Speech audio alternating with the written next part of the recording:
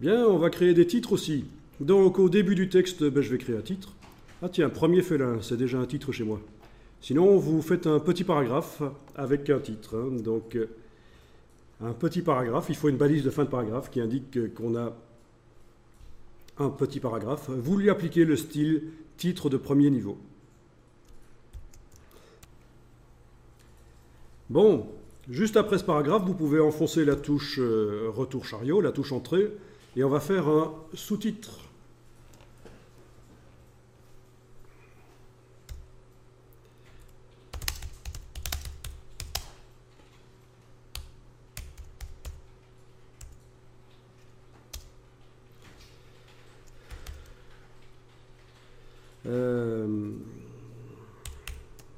Peu importe ce que vous indiquez.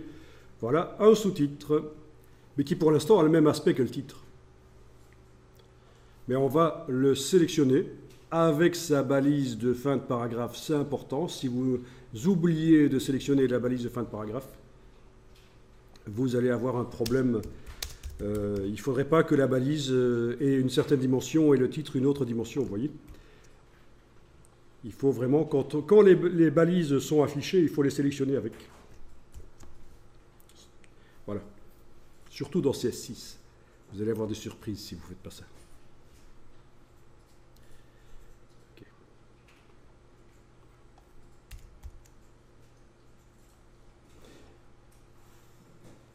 Bien, donc, palette de caractères, je change la dimension. Je peux changer la police de caractères, si je veux. Ah oui, vous avez certaines polices qui n'ont pas les lettres accentuées. Il ne faut pas s'étonner que vous ayez parfois des carrés qui apparaissent. Il y a des polices qui ne sont prévues que pour du texte anglais. Ils n'ont pas fait des caractères avec accent. C'est un nouveau style de caractère. Voilà. Alors je vous rappelle que, bon, vu qu'on démarre d'un titre qui avait l'aspect titre, il est fort probable que dans l'appel de paragraphe, la césure soit désenclenchée. Ben oui, et ça c'est très bien. J'aime autant de ne pas avoir de coupure de mots sur des titres. Donc césure est désenclenchée dans la palette paragraphe. Mais ce ne sera pas toujours le cas, c'est parce que là on a démarré notre sous-titre, on l'a créé juste après un titre et donc il a pris l'aspect titre.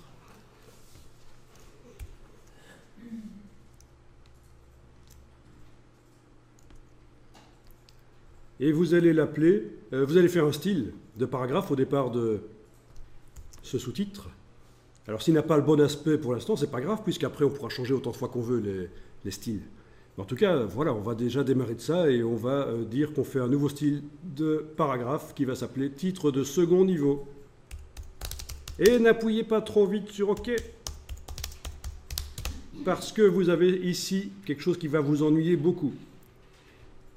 Il est indiqué que le style de paragraphe titre de second niveau va être créé d'après le style titre de premier niveau. Pourquoi? Mais ça, c'est le parentage de paragraphe. On aura un paragraphe enfant et un paragraphe parent. Quand je modifie l'enfant, ça ne modifie pas le parent. Quand je modifie le parent, ça modifie l'enfant.